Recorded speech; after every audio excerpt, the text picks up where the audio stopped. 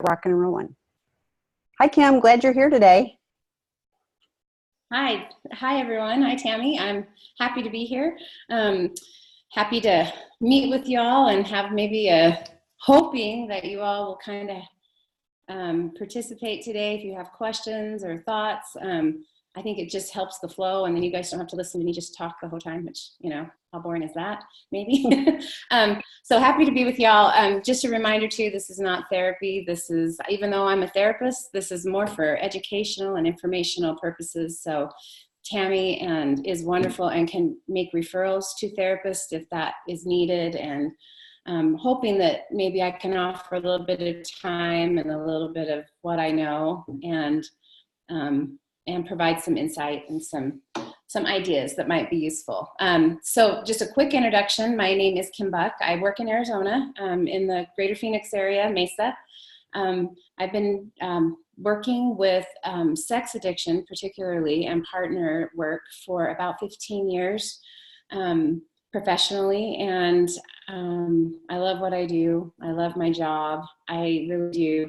I was in a PhD program with Dr. Rob. He was finishing and I was just entering, but I got to learn about Prodependence from his research and his work that he was doing for his PhD. And because I have a long history of recovery personally, and I work with individuals in recovery, I immediately got into Prodependence because I had been taught about codependence most of my adult life. And I always say I'm very grateful for that recovery. Some of it resonated and was very helpful, and some of it was very hurtful.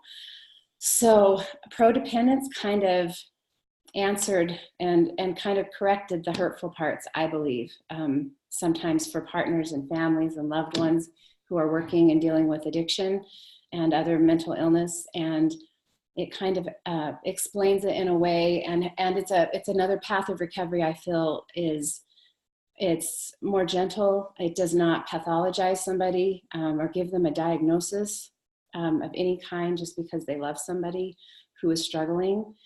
And I just felt like all those hurtful things that I'd ever learned about codependency was corrected with Dr. Rob's perspective. And so I called him right away and said, yay, I love this, and I would love to be a part of it and spread the word in any way, and hence here I am. So I immediately started writing a workbook for partners of sex addicts in my office, in a program in my office. But Prodependence is not specifically just for partners of sex addicts. It's also it's a paradigm shift. It's a shift in how we see people who are in those situations. A lot of the actual recovery and healing pieces, recovering your own heart, recovering your trust, recovering maybe even your ability to make decisions when you feel so lost, sometimes in crisis. As some of it is very similar. We talk about boundaries and self-care and, you know, taking care of yourself, getting good support, creating balance, all the things that anybody would need to do when they are, you know, in a similar situation.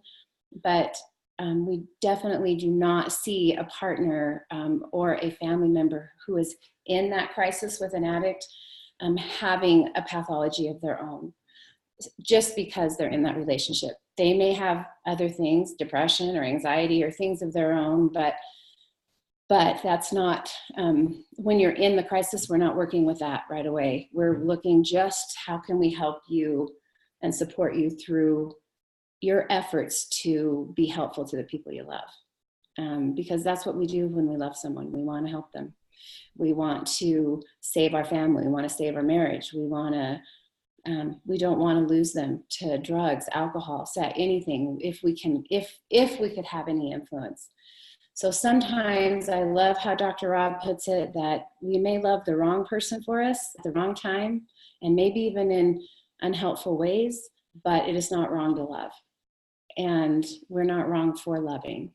That's not a diagnosis. So I'm probably preaching to the choir. You guys are probably here because you like Prodependence. So I want to make sure you know my paradigm. And so I can answer some questions that might be specifically related to your situation, or maybe ideas or things for healing, things that, where do I go from here? Or how do I, what are some tools or some ideas, that might be helpful for the situation I'm in. So please feel free to chime in. This is more of a Q&A. Some of the groups are more of a, let's get to know each other and support each other. This one's more of an educational and kind of Q&A. So we have some questions. And so one of the things I want to say too is Dr. Rob is really clear that, where codependency was a label that was placed on people, prodependence is not. He really looks at that, as a lens in which to view through, but not, well, you used to get labeled codependent, now you're going to be labeled prodependent. It's just we're shifting how people look at the situation, and supporting the loved ones. So we've got some good things here. I'm struggling with self-care and feeling, and my feelings that I have kids around to raise. I try to suppress it to be present with them, but then feel numb. Well, first of all, thank you for just your comment. And I think the struggle that you're bringing up is very common. For somebody who may be in a situation, I don't know your situation exactly, but if it's something around addiction and working in a relationship or a situation where addiction is going on, and even if we're in healing, if we're working on healing, it can be really difficult to get into patterns of self-care. If you think about it, when we're with, when in relation to an addict, addiction is very loud, it's noisy, and it's chaotic, and it's very unpredictable, and it's destabilizing to a relationship and to an individual. And so most family members and partners have been just trying to manage that chaos, just trying to figure out, where is my partner? Where is my son? Where have they been? And what are they doing? And it's really hard to do day-to-day life when when somebody else is putting their own life at risk with self-destructive behaviors, someone that we love. So so self-care can be really difficult. What initially in early stages of in the healing process, prodependent perspective or otherwise, self-care will be one of the very most important basic tools and things that you'll want to do.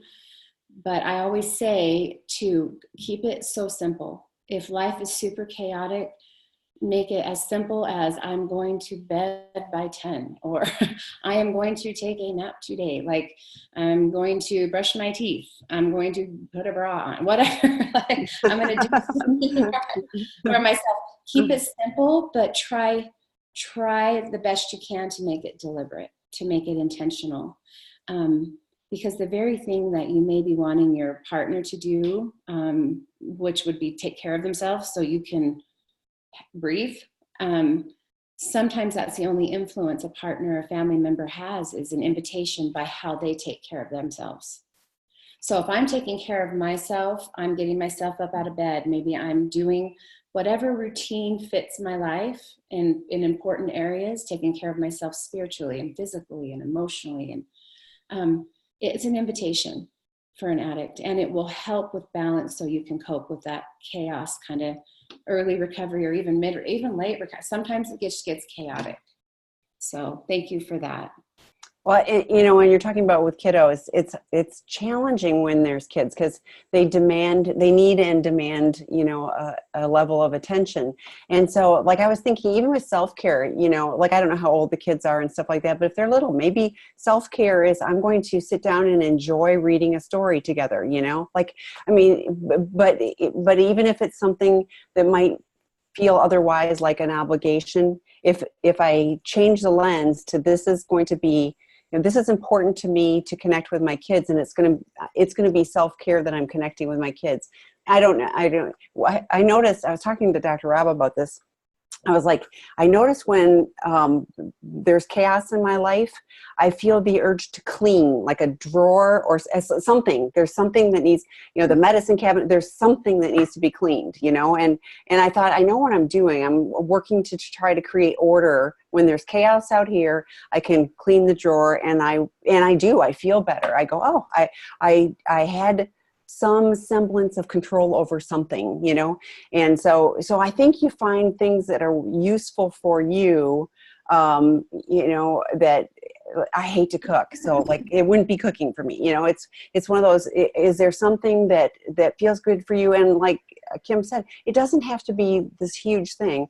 It can be a 5-minute thing, or like, this is my favorite song, and I'm gonna put the song on and I'm gonna dance like crazy in the living room. I don't know, but if there's something that you do that is that you feel good about, or that connects you in a positive way, that the numb is so understandable. It's like, this is so painful, and your next question or your next comment is, what do I do with the heartache I feel over the betrayals? It hurts really badly. Will it go away? Of course, feeling numb is a self-defense, so Kim, why don't you speak to that? Oh yeah, thank you.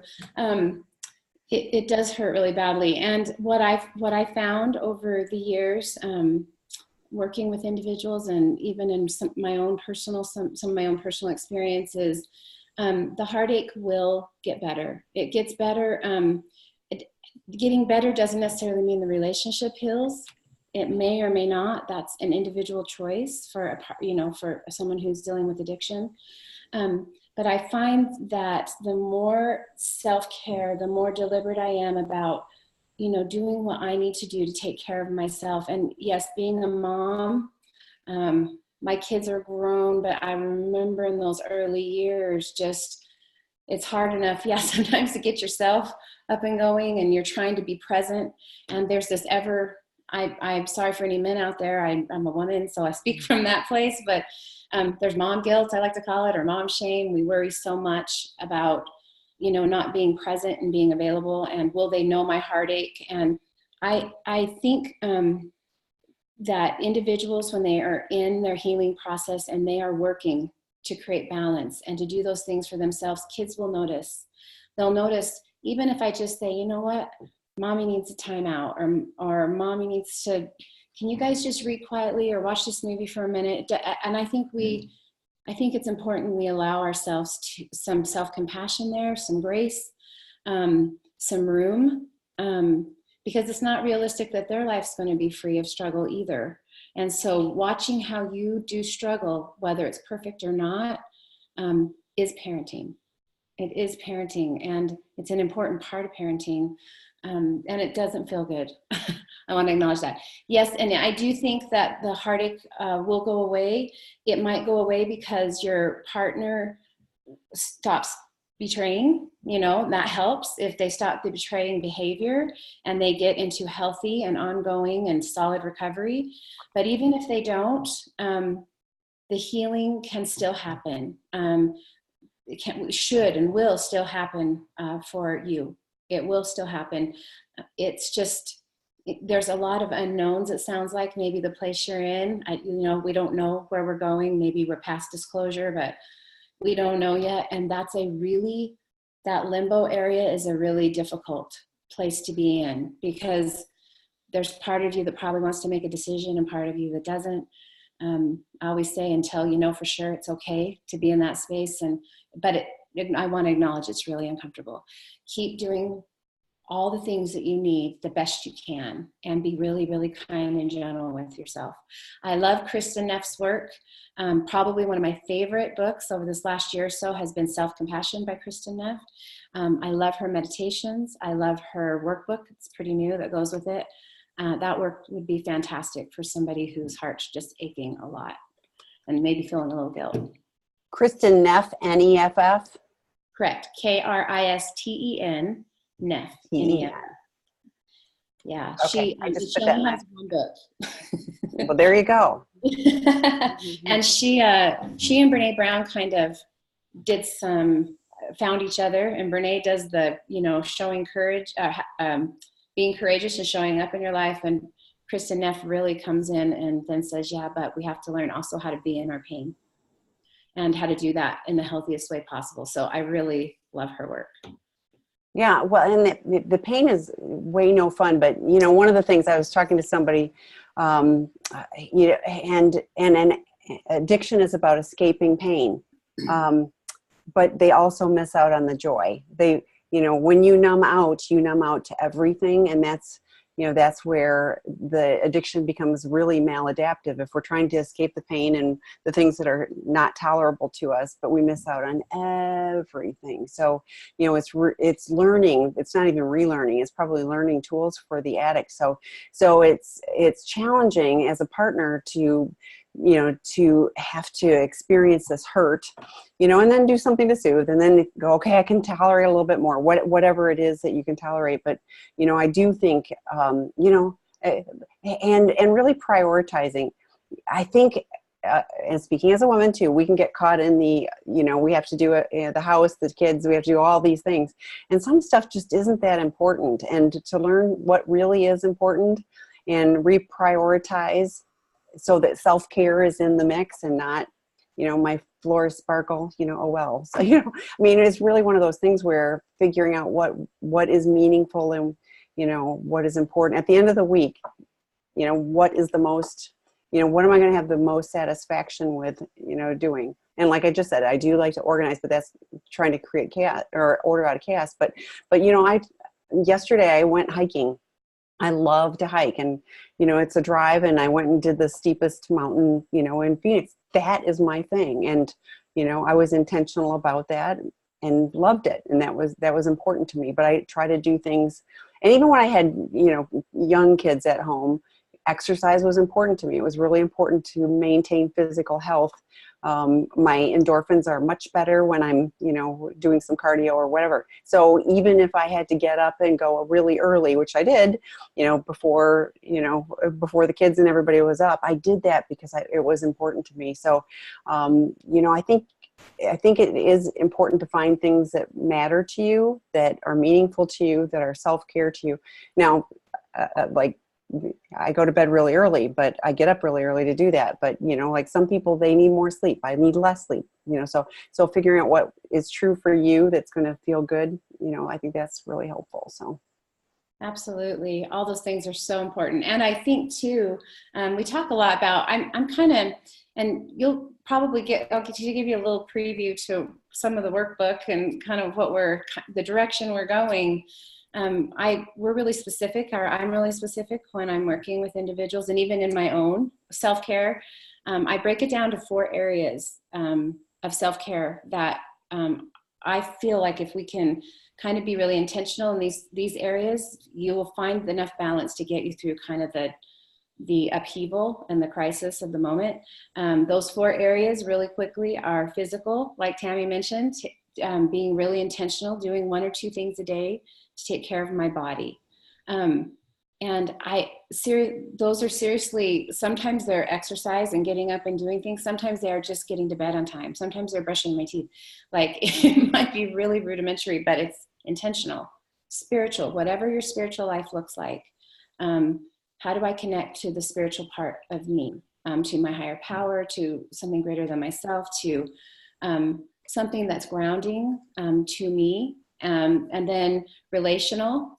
If we can set a goal or 2 every day to connect with others that are important to us, that have our back. It could be our children, it could be our spouse, and it might be outside of that. It could be friends, it could be a support network, it could be our faith group, whatever it is.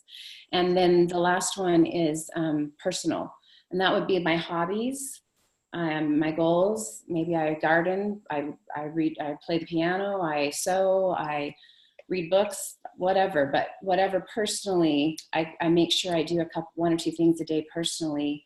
And when I'm intentional about those areas, it seems like it creates a foundation that can better hold some of the crisis and some of that emotional heaviness that you might go through. So that's just a little kind of, maybe a couple of little ideas. We've talked about that in earlier podcasts, or excuse me, webinars, but about those areas and kind of focusing in on those when you're considering self-care. I love that idea. I just typed them in the chat feature too. So I think those are really helpful.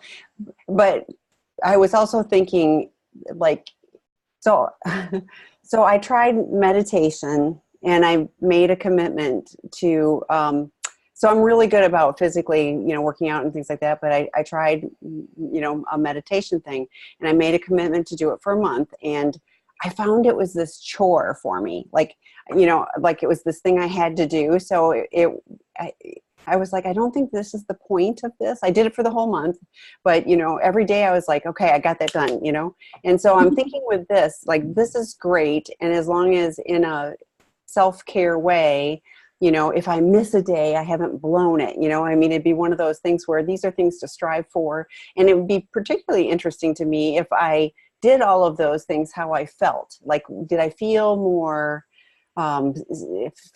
self-care? Do I feel more centered? Do I feel better? Whatever, because I think that would be motivating for me to continue to strive towards that.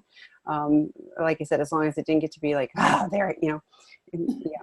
My husband can zen. I mean, he zens out. It's like, so it's incredible. Honestly, I'm a little envious of it, because he just can do that, and it's just not me. So. Well, and to kind of piggyback on that, Tammy, when we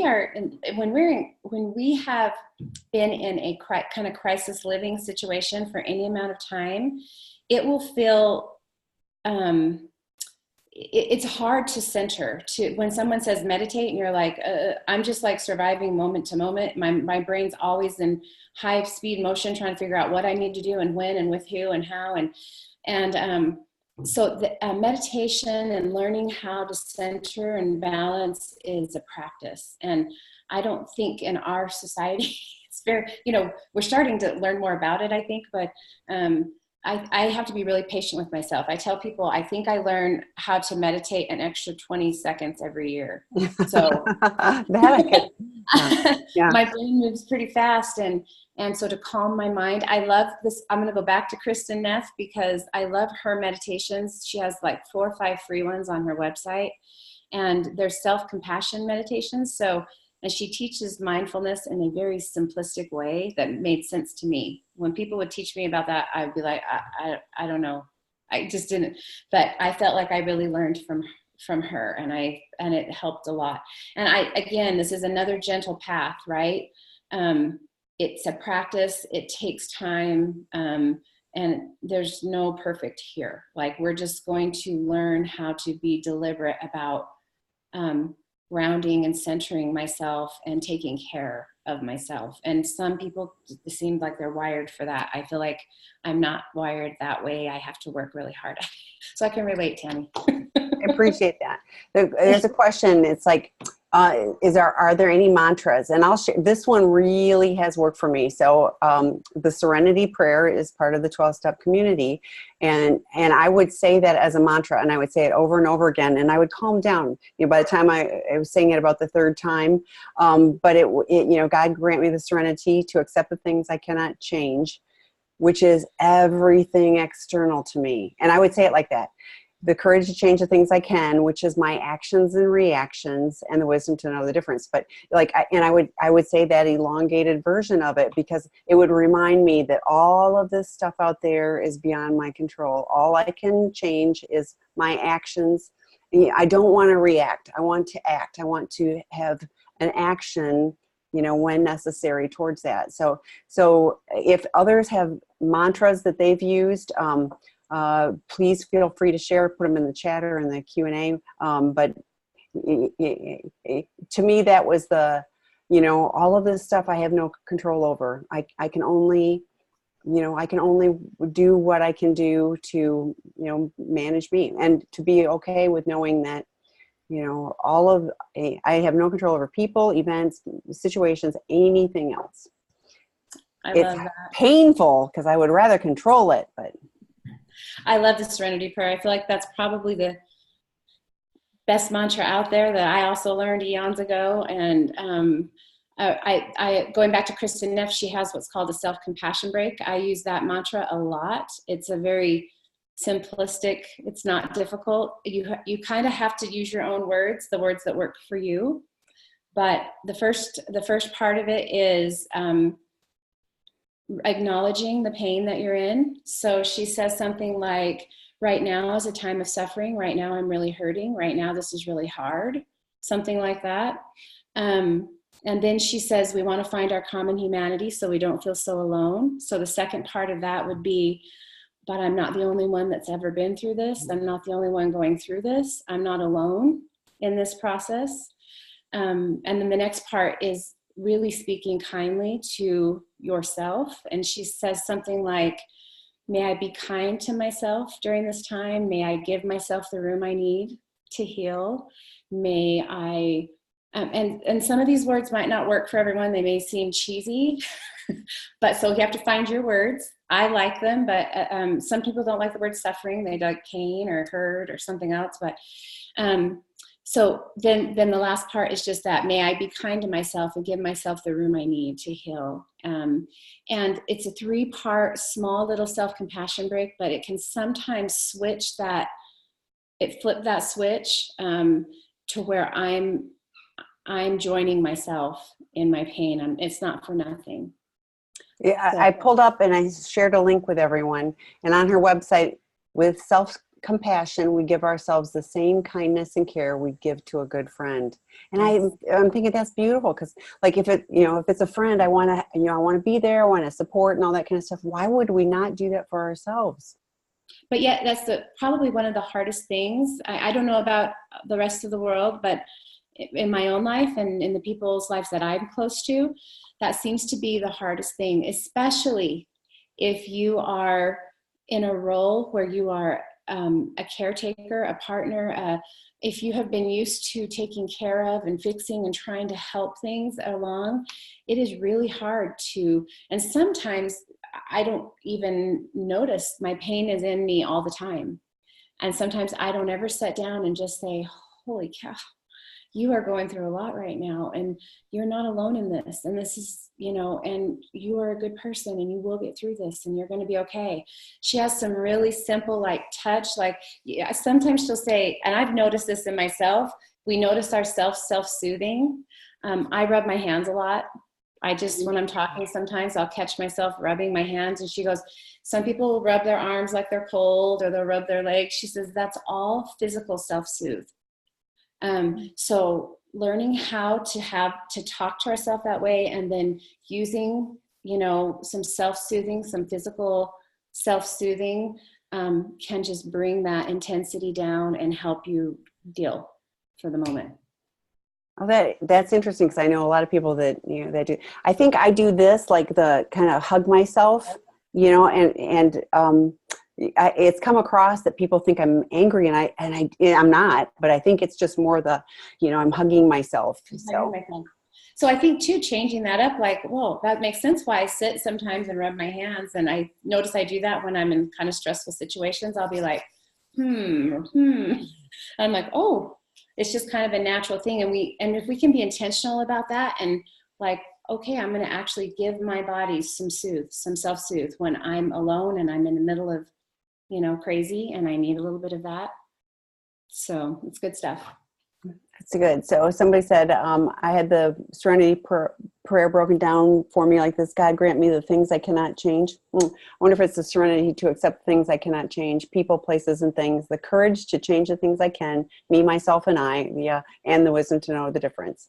Yes, it's just me. Absolutely. And darn it, shouldn't it be everything else that changes? So. Absolutely. Thank you for your comments and questions. I think it helps everybody. And you guys might be sitting there with a question thinking everybody knows this, and they probably don't. No. They probably don't. So I love these forums. I'm glad you guys are finding the groups and finding these, because it gives you just one more self-care thing to do. Even if this is kind of virtual land and people are from all over, and who knows who they are, what everybody's situation is, but it's that thing that Kristin talks about. We are sharing some common humanity. We're with other people and recognizing I'm not alone. And is probably one of the most single healing things that you can do, is make sure that you don't, that shame doesn't get kicked up all the time and tell you, I have to be the only one whose spouse has done this or whose kid's done that, or no, I don't know anybody else who's gone there. Because unfortunately, societally, we don't, we're not used to that kind of vulnerability. We have to seek it out and find it and create it. So this is one place you can do that. Yes, and there's the drop-in groups. So I want to talk a bit about those. So on Sunday nights, all of the times are on Pacific. So convert them as you need to. But at 6 p.m., there's a Betrayed Partners Prodependent Aligned group at 6 p.m. And then each week on Wednesdays at 12:30 p.m., there is a Betrayed Partners group as well. So in addition to webinars like Dr. Rob, Dr. David, Kim, and Kristin, Kristin Snowden has one next week, Wednesday at 9:30 a.m. But in addition to the webinars where it's this kind of forum, these drop-in groups are a place where you can come in and have your camera on or not. I encourage you to connect. So I would encourage you, if you're willing to be vulnerable, to do that, because it's other people that are in the same boat as you. So, but you can be look at it as self-care. We'll look at it as self-care if you join these and get support along those lines. So, but those are all spaces, for you. The podcast series, Sex, Love, and Addiction, that Dr. Rob did. Kim has been a guest. I've been a guest on those as well. It's a really good series. I invite you to, I actually have often hear from people that go, I just put a podcast in and listen to it, and I think that can be a positive support thing. That you do, even if you're doing something else, it can be something that can be supportive as well. So we'll keep adding. I've got a couple more ideas for drop-in groups and webinars that we'll be adding. So it's something that we definitely want to continue to add to the content, rather than looking at it as this is full. So. Awesome. And I would say too, that you will want to make sure, I will kind of harp on this, you'll hear me say this a lot, but if you are in a relationship with somebody you love who's struggling and battling addiction, I would highly suggest that you find two things really quickly. These groups are fantastic because it gets you out of isolation and gets you talking, which will sort of decrease the feelings of shame and isolation. But a good therapist, a therapist who can meet you where you are. We have a lot of questions. People will ask me frequently, how do I find somebody who sees things prodependently and not codependently? Sometimes, because it's a new concept, you may have to ask your therapist to read Dr. Rob's book, or get on one of these, listen to the podcast or something to educate themselves. It's not a big stretch for a therapist who has been working in this field, doing this kind of work for any length of time. If they're resistant to that, you might want to find somebody else. But I think a good therapist is like a good mechanic. The brakes are going to squeak sometimes, and sometimes they squeak a lot and they need repair or overhaul. Sometimes they just need adjustment, So, and then good support that is actually physically present with you too. In addition to what you do online, if you can find friends, family, people who can hold the space, or just safe individuals that won't judge, that won't criticize, that won't give advice, those typically are not the people that will not be helpful to you if you are in a tough place. You probably just need somebody that can allow you to be angry or hurt or sad or betrayed or confused. And the last thing you need is anecdotal advice. Sometimes you have to train your support about what you need. This is what support looks like for me. Sometimes I just need to talk, and I just need to know that you don't think I'm a freak, or that you're going to judge me because of the things my partner has done, or my child, or my mother, or whoever is struggling. So I really can't overstate the importance of support. And both for family and partner, for addicts, for anyone, isolation fuels the feeling of loneliness and can increase risk factors for other emotional crisis. So get out of isolation and find safe places for yourself. And sometimes you have to put your toe in the water and experiment.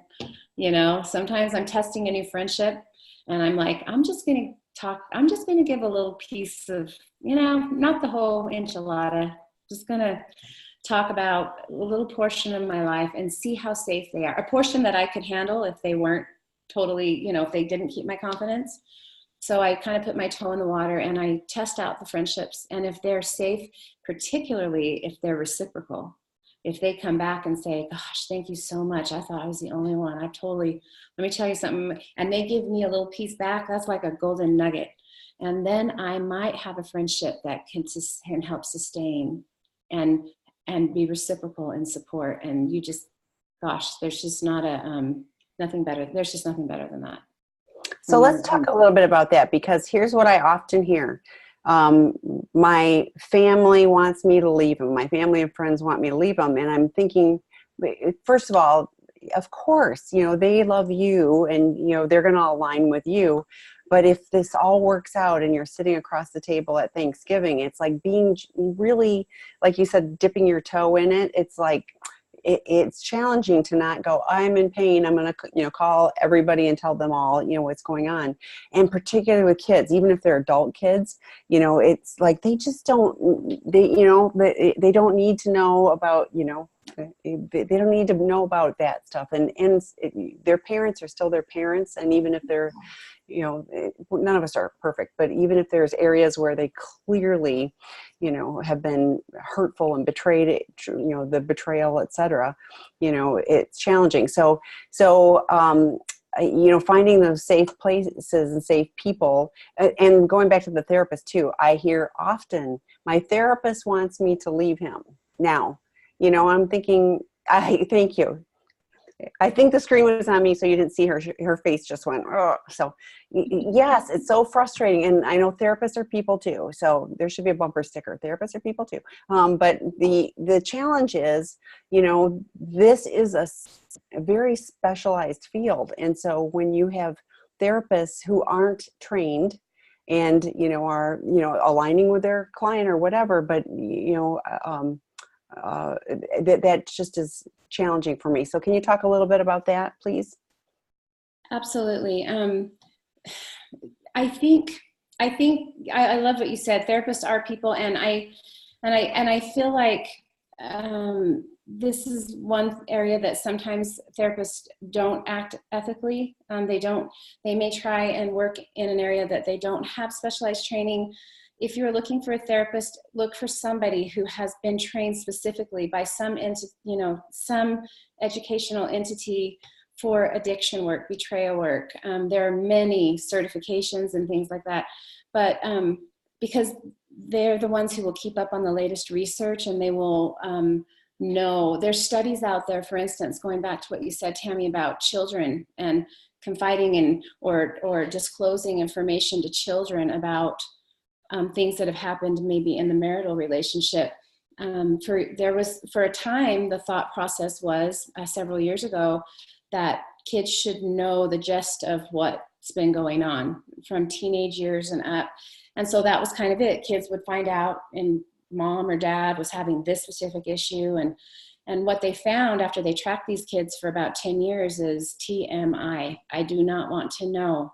You can tell me you and dad are struggling, or you guys are working things out, or, dad has to go to meetings or mom or whatever, but I do not want to know their kids. And the temptation, even if they're adults, is to get support from them, but that's a backwards relationship. There's a respectful power differential there when you're a parent. So I would encourage, and there is an instinct inside sometimes when you're in crisis to tell all, like to just let people know.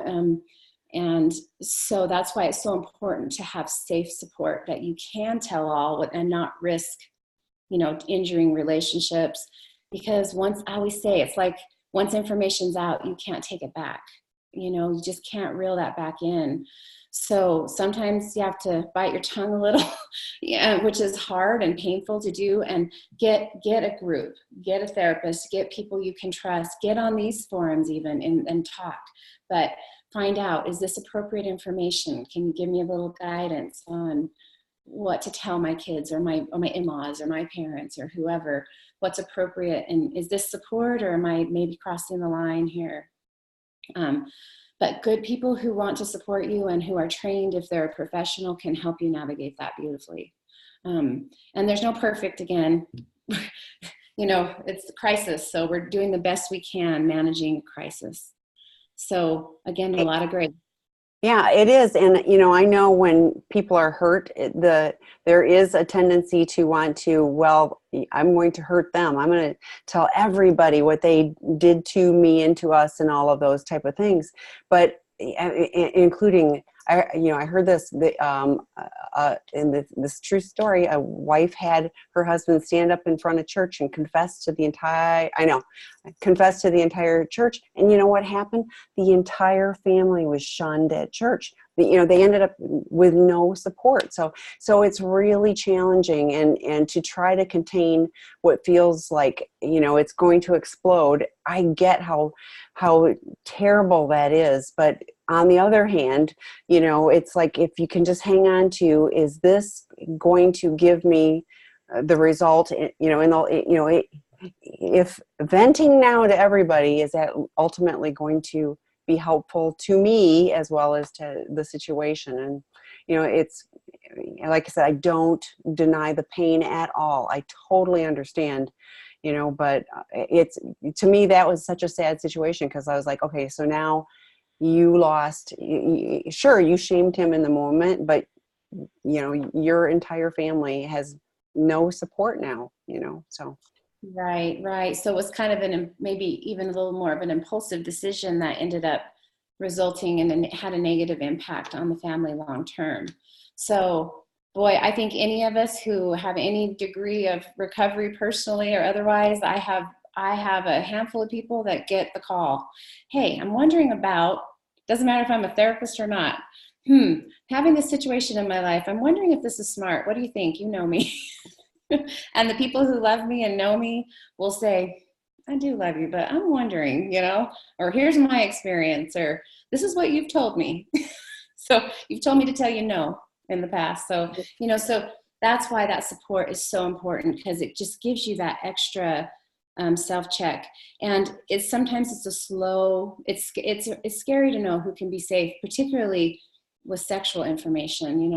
A lot of people don't understand, and church groups and civic groups, sometimes they'll automatically, if I'm a sex addict, they'll think it's sex offender. Offender. And those are two really different things. And so, you have to just be really thoughtful and as patient as you can with yourself through that process.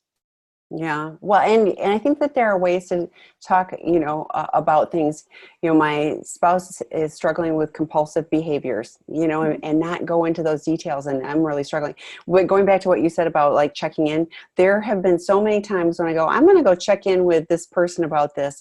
And I think as soon as I know I need to call somebody else, I know it's not a good idea. And they're just going to tell me why it's not a good idea. But it's like I don't have to check in on every little thing in my life. But if I'm thinking I need to check in, I'm probably going to get the, no, you don't really want to do that, and here's why, So I might not have articulated why.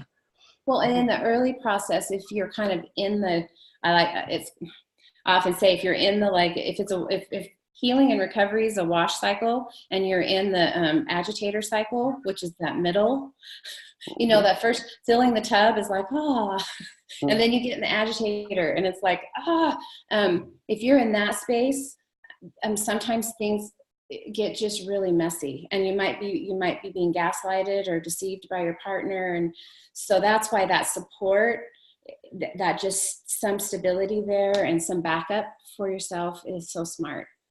And you can even say, and even in the relationship, you can say, look, I don't know what decision I need to make. I don't know. I'm going to take care of myself. I'm going to reach out to my support, and I'll let you know. Because sometimes there's this need to make a decision right away if maybe the addict acts out or slips or relapses. And sometimes I just need to take a breath. I just need to take a breath, and I'm in trauma, so I need to give myself space to make those decisions. I always say, if it's a good idea, I think Dr. Phil said this first time I heard, but something like, if it's a good idea today, it'll be a good idea tomorrow. That's kind of my mantra, one of my mantras. There's a mantra. Yeah, there you go. You know, if it's a good idea right now, it'll be a good idea later. And so it gives you permission to take a breath and even tell the addict if they're pressuring you, you know, back off. Give me a minute. Let me breathe. Let me take care of myself and I'll figure it out. So about 10 years ago, I had a drama situation, and fortunately, it happened right before my normal home group meeting of my 12-step, and I went running off there, and I, you know, it was clearly written all over my face, and one of my friends, you know, she said, "What's going on?" You know, like, you know, this is right, this is the pre-meeting, you know, so, and within, like, I bet 2 minutes, and she goes, "Well, you know, you've got a roof over your head," you know, like she starts listing all the things that are okay. And within 2 minutes, I was like, yeah, I'm okay. You know, like, and just to have that shift, just to have that perspective. So having a safe place where somebody can help you reframe what's going on. And it feels like it's horrible, the most terrible thing that could possibly happen in the moment. And then you go, you know, I'm going to be okay. So love having support and have somebody that's not in my mind helping me sort things out. Right. Helps with that messiness, helps kind of clean up the mess a little bit, or get them in there with you. Brene Brown talks so much about support and connection. And, you know, she says everybody doesn't deserve to know, you know, they haven't earned the right to hear our truth. And what we're really looking for are people who are, she calls it the arena, but people who are really in it with us, who are fighting the fight, whatever that fight is, and who are open about that fight. And that's who we want. We want those people. We don't want people in cheap seats, you know, that are just watching us struggle, giving us all sorts of advice, you know, from up there. I don't, you know, it's hard to want their input or want their feedback, because they don't know what their fight is. So support groups, 12-step groups, online groups, friends, people who are safe, you just find as many as you can.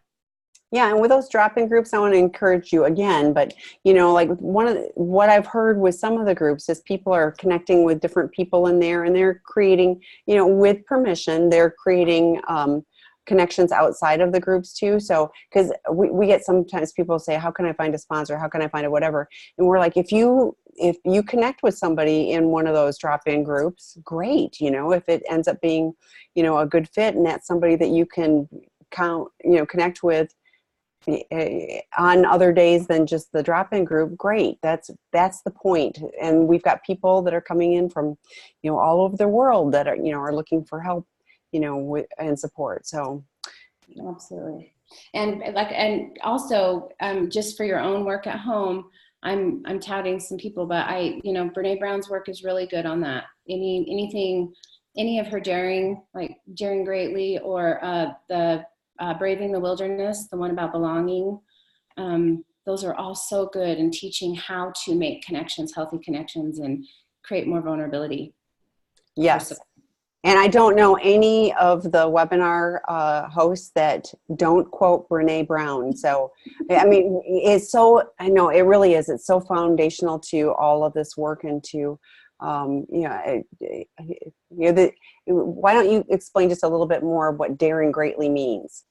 Right. Brene Brown, her whole, most of her study, or all of her research, and she's a researcher, she's not a therapist, but her research has all been on connection, empathy, vulnerability, and that's all her work. So she's just studied different groups of people over the years, and how they interact with each other in business, in life, in recovery, and giving all sorts of tips on how to create that vulnerability, because we are only as healthy as as we are connected healthily to other people, our attachments, our secure attachments to others. And she speaks to that so beautifully, because when we are and this is why when I'm in an addicted situation, I'm so injured. Because if it's a partner, if it's somebody who I'm in a committed relationship with, for instance, or even if it's my parent, or if it's my child, or if it's somebody that I have an attachment with, like I love them, I'm in their life, they're in my life, they're in my family, When somebody starts to pull away to break that attachment, it creates crisis in that relationship. And that is where all of the PTSD comes from, and all of the struggle is that tearing away. So they're pulling away whatever they're doing, whether they're using pornography or they're drinking or whatever they're doing, and that they leave the other partner who was in the attached relationship trying to reattach while they're pulling away this person. And so it creates a lot of fear about losing that attachment. So a lot of her work is teaching us how to create secure attachments and relationships in our life that matter, and that will help us navigate, the bumps of life, the things that will inevitably happen. So her work is so valid, and it's all researched. So it's not a good idea like Prodependence that somebody wrote 452 books about. It's actually, her stuff is researched very well. And so it's peer reviewed and it matters. So her stuff we use it a lot in our work, and it's wonderful. So I would highly encourage you to read and look at her TED Talks online, her workbooks. We have a therapist in my office that is trained in her and does daring groups and teaches people kind of how to connect and how to do that. So anything you can do around her work will just bless your life and bless the healing process for you. Well, and she stands on the shoulders of John Bradshaw, who was a leader in the field too. So his books and research, again, are foundational to all of that as well. So encourage you. Brene Brown, excellent. You'll love hers. Watch her TED Talks. She's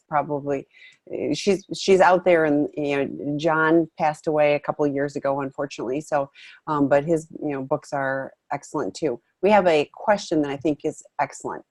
How do you recommend reconnecting with your authentic self? I spent so long losing myself in his essay that I have no idea what I even like to do. Oh my gosh, that's such a common struggle, for a partner who is in a relationship with an addict, a sex addict in this case. There are so many things that you can do. The basic stuff we're talking about today, I think the self-care and, being gracious and kind and compassionate with yourself is huge. But sometimes it's almost an opportunity. You can look at it that way. It could be an opportunity for you to do some rediscovery about you.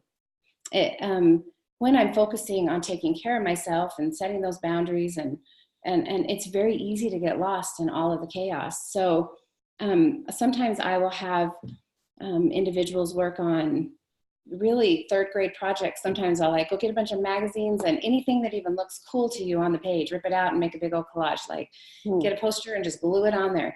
I call it an interest poster or a reclaiming me poster or something. And so we just start kind of getting ideas. I don't care if it's words, it's a picture of a place, it's food, it's a saying, it's a quote. I don't care. Anything that just kind of sparks that's cool. I like that.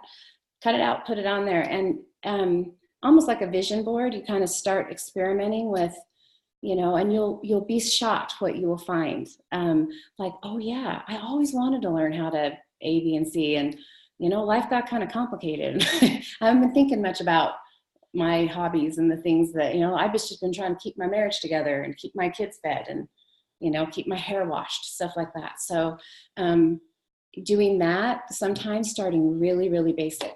And then when you figure out a couple of things, take it slow. You don't want to jump off the cliff, oh yeah, I think I'll go. But we'll start slow. Maybe I've always wanted to exercise. I always wanted to do Pilates. So I'm just going to take a class here and there, see if I'm interested. I've always wanted to learn how to garden or arrange flowers or play the guitar. I don't know.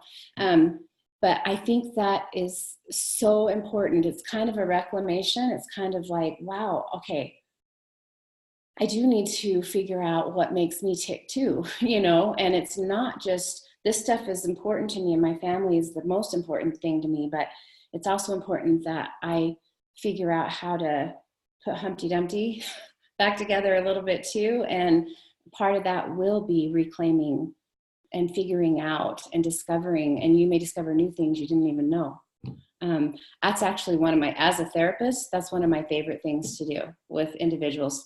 It's like watching a flower bloom that has been like under the ground and frozen earth. It's like watching, like, I figured out I really like to cook. I didn't even know. I just had been making mac and cheese trying to survive. And, and just to watch the light turn on and watch the joy, even if the relationship is still struggling and you still don't have any answers, but to get some joy back in my life is a beautiful thing and an important thing.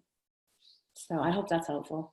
Yeah, it is. It was I was married previously, and my ex-husband was very controlling and things. And he liked me with brunette hair and wearing my glasses. And so I can't do that. I can't do it. So I will forever be blonde. That's what the bottle says, is naturally blonde. So, and I'm mostly blonde anyway, but he wanted,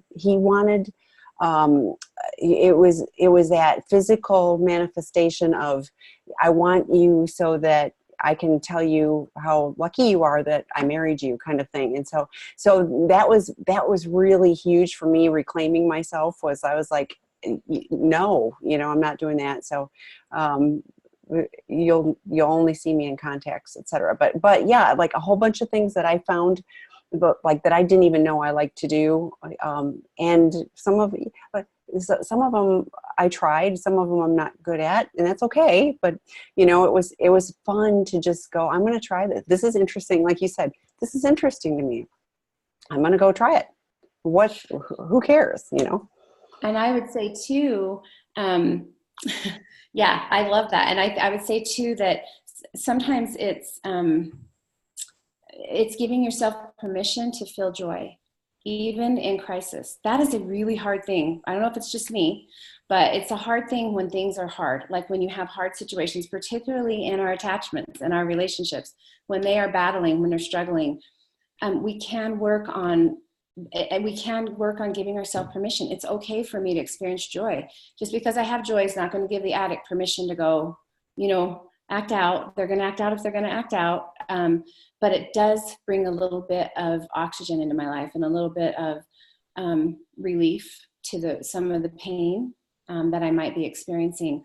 So I would say explore a little bit. And like I said, if you got kids and you're at home, get their crayons out and their glue and a piece of paper. I don't know, go to the used bookstore and get 10-cent magazines so you don't spend a bunch of money that they're giving away, and just sit and do an experiment and see what you find. Yeah, I think that's so. On the webinar with Dr. David Fawcett on Wednesday night, we talked about the difference between joy and happiness. And I think joy is one of those things that like I can experience joy even when the situation isn't great. For me, it's connecting to my gratitudes. And one of the things I had to learn to do was list things that I was grateful for. And even if it's been kind of a poopy day, there's always something that I can be grateful for at the end of the day. So the happiness can be fleeting and up and down situational for me, but joy can be, more pervasive. So someone shares, I do vision boards when I'm trying to manifest an intention. Like when my husband and I needed to move, for example, I will try to do that for myself. That's awesome. I love that. I love that. And also, don't be afraid to take risks. Don't be afraid to. I always, one of my here's another mantra. I don't know if it's good or not, but I am never stuck is one of my mantras. Like, I've tried a lot of things in my life. This is one of many careers, and I love this career. I can't imagine, but I imagine I will someday. Who knows where I'll go? But I love that idea because it helps me be able to take risk and to try new things that I might be afraid of. If I don't like it, I don't like it. I can move on. It's okay. But I won't know if I don't put my toe in the water. So take risk, give yourself permission, make that part of your daily self-care routine. Take little baby risks here and there and go on a journey of self-discovery. It might be a good opportunity to do that. Sometimes making meaning out of some of the suffering and some of the pain that you're going through will be like those golden nuggets that you'll take away from a time in your life that you wish wouldn't have happened, but it's somehow finding those little golden nuggets for you along the way will somehow have made the journey bearable. And I think that's the whole point of when we're in these things. If we can learn from them and we can grow out of them and create some sort of meaning out of them in our life, no matter how painful it is, somehow we can survive them. And I think that's a beautiful idea. And I feel like I can really resonate with that in situations that I've been through. And I know you will be able to do the same. Just hang in there and keep breathing. Yep. And keep coming back. So yeah. It's time. We've filled an hour. So thank you so much, Kim, as always. Great information. Thanks to all of you who joined and had comments and questions. We really appreciate it. So we'll be back in 2 weeks with this, but there's lots of other opportunities to connect on the sexandrelationshiphealing.com website. So we'll see you online at another time. So thank you. Bye, everyone.